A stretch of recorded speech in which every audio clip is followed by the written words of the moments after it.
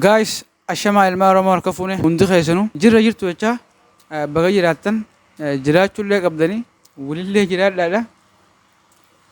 Akkuma beekamu gaa har'a artistii keenya Kadir Martuu jaal milkii sabaa leenca eegee hin qabne fiidiyoo isaa qabadhee dhufee jira.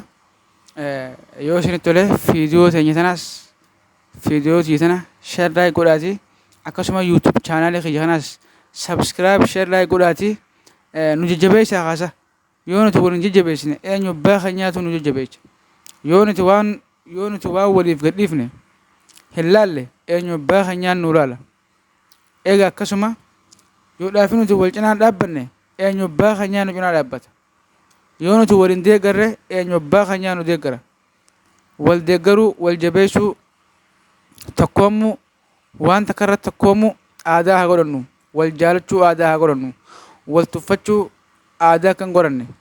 Isin galtee hundumaafuu isinis subscribe share godhaatii nu faana turu hanga qophii teenyatti. Okay.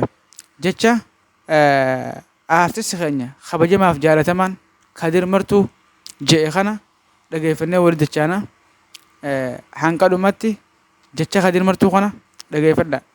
Let's go. Miidiyaadhaan fayyadamuu beekuu jechuun Facebookiin follow baay'ifachuu, Facebookaan follow baay'ifachuu, sharingii fi comment baay'isuudha miti. Miidiyaadhaan fayyadamuu beekuu jechuun walii galteedhaan YouTube nama tokkoo guddisuu jechuudha. Views waan inni gallakkisu san ji'a tokko keessatti miliyoona 10 yoo goone inni doolaara miliyoona 1 ni argata. Yookaan doolaara 500 ni argata. Biliyoona godhuu hin dandeenyu ji'a tokko keessatti views irra deddeebifnee ilaaluudha bara. Ji'atti aanummaas intala takka goona. Views si biliyoona galchinaaf miliyoona 10 argatti. Miidiyaan fayyadamuu beekuun isan si'eemu kana. Kana godhuumaaf dadhabe dargaggoo fi shamarran Oromoo. Salphatti wal sooromsitan YouTube'itu bu'aa qaba TikTok fi Facebook osoo hin taane. Sirba qofaa miti kan views godhuu qabdan. Waanuma gallakkiftan hunda maallaqa argachuudhaaf maallaqa wal argachiisuudhaaf daldalaa bar. Walitti hinaafuu dhiisiitii hinaaffaan jiruu isin dhorkitii kana godha wal guddisaa. Egaa fiidiyoo isaallee ilaaltanii jirtanii namoonni keenya irra guddaan akkasuma wallahi nutumaaf faayidaan qabne yookaan wallahi billahi giseen akkatti taa'ee ilaaluun dhugaa rabbi dubbachuudhaaf maaliif yoo naan jettan kataate ni jiraa miti waan faayidaan qabne malee waan faayidaa qabutu raraanu. Isinii galtee tokkoffaarratti wanni nuti itti raraanu walirratti walii galuu wal hammeessuu wal caccabsuu wal ajjeesuu sharrii walii yaaduu addunyaa irraa wal gaggeessuu. Lammaffaa waan silaa itti walii galanii walii galtee san guutan walii galtee san dura jalaa nama jalaa gargaluu waan akkanaas akka dhiifnuun isin jaa obboleeyyan kiyya qaqqaalii isin galtee silaa jaarraa meeqa akkatti hin gofromnu jechee nuti jenne nu deebuun hin didu. Wallahi gaa ni jiraa miti haalaatu naa mijaa'uu dide. Wallahi gaa ni jiraa miti jecha Kadir Martuu kana wallahi akka malee dhageeffadheetiin wallahi khalaasoo natti tole wallahi jecha beektaa jecha dhugaa dubbata Kadir Martuuti. Wallahi jecha dhugaa dubbata wallahi osoon sobuuf hin jenne maraataa ittiin hin himmasin wallahi maraataa Kadir Martuun wallahi gaa akka mataa kiyyattii fi akka wallaalummaa kiyyatteen akkaan hanqaan yaadu akkasii yoo na fakkaatin beekan. Isin galtee dhugaa dubbachuudhaaf silaa amma namni akka artisti Kadir Martuu kun as gubbaa dhufee qoflee nu xobbachiisuu baatee maaliif bu'aarraa nuti wallahi billee tallahi maaliif bu'aarrame nu qofalchiisee nu bu'aarsee ammas qoosaa dhugaa malee qoosaa kiyyibaan qoosu qofa dhugaa Kadir. Qoosaa dhugaa ta nama qofalchiiftu ta nama bu'aarsitu ta namni ittiin if yaadatu ta namni bakka jiru eessaan jira jedhee itti if yaadatu ta namni eessatti hin deemu jira isa jedhee itti if yaadatu garuu koflet taphata hin aaru si galee akkasuma nama ni jiraa miti tafii dhiisee ta saba kiyyaa kun maaf hin taanee jiru kanaan hogguu waa jennu wallahi billahi tallahi sheenaan nurraan baatu sheenaan nurraan baatu isin hin jee wallahi aartistii daa'immantii aartistii shanyii jaarraa abbaa gadaa shanyii elemee qulxuu shanyii taaddasaa birru shanyii hacaaluu haqabnu isa kana haftee isaanirraa hafte isinii galte isa tokkocha kana qabna yoo isa kana jabeeffanne oo maal rakkoo qabame yoo jabeeffanne maal rakkoo qabame wallahi akkasii namoonni keenya gurguddaanis namoonni keenya gurguddaan tiktaaqa feesbuuka kana fayyadama akkuma inni jee tiktaaqiidhaan koomantii baay'ifachuu sheerii baay'ifachuu fooloo baay'ifachuu miti yoo isinit tole isinis yuutuuba banadhaatii hojjedha waliifis baaraadha baasa yuutuubii keenyaas kiisa gartan sabskiraayibis godhadhaatiif viidiyoon vaaraan nu ba'an jirtuuti vaaraadha baasa amma dhugaa rabbi dubbachuudhaaf gara yuutuubatti aartistoonni keenya komatamaa jira maaliif jennaan vaaraan hin baaftaniif aartistii keenya beekamaaf jaalatamaa ka isin feetan kasalaanii feena jettanii yoodhaaf inni du'ee udachiin tun garagaltee gartee miti ibiddii isbaaltiraa qabatu inni nu sabskiraayiba kuma dhibba lama kana qaba si galtee namni tokko Itoophiyaa keessatti abbaa dhuunfaa ta'e namni miliyoona 5 qabu jira miliyoona 6 biyya tanatti immoo nama dhuunfaatu miliyoona 5 miliyoona 6 miliyoona 3 qaba hayyee kam goota gaa garuu nuti miliyoona 60 akkana taaneeti sabskiraayibii aartistoota keenya miliyoona 1 miliyoona 2 miliyoona 5 galchuu dadhabne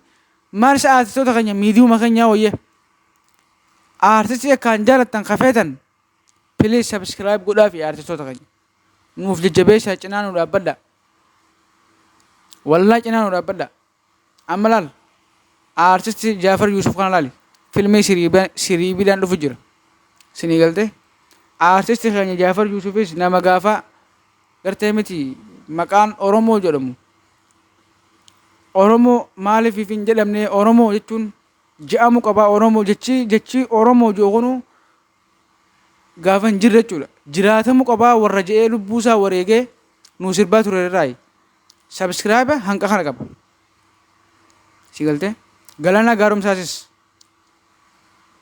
warra gartee miti fadhii fi dhiisanii fadhii teenya jala fadhii fi dhiisanii fadhiin saba kiyyaa fadhiin foon kiyyaa maaf naaf hin fadheeffamne gaafiin saba kiyyaa maaf naaf hin baanee jedhanii warra falmaa ture irraayi lama naa qabadhu subscribe kana qaba si galtee sononaaf addamme silaali si galtee warra sagaleen nama boojjiftu warra sagaleen gartee miti qaama kana keessaa waa sifiddu itti qaata farii ilaalime itti qaata farii ilaali yuutuubarri isaatii san qabta ka jira please Oromoo if bara yaaboo waan biraatillee godhuu dadhabnu gartee miti aartistoota keenya kana sinii galtee yuutuubara isaanii hunda sabskiraayibii goonee fi haa bira dhaabbannu waan biraatiin sabskiraayibii goonee fi tuma viidiyoo isaanii haa laalluufi wallahi billee tallahi waanuma aartistoota keenya ta'e hunda isaaniitu warra barboo nuuf ja'aniiti itti tumamanii itti hidhamanii itti tuffatamanii itti arranfamanii nuti jecha tuffatamanii akkatti kunoo illee ammaatti jiran isinii galtee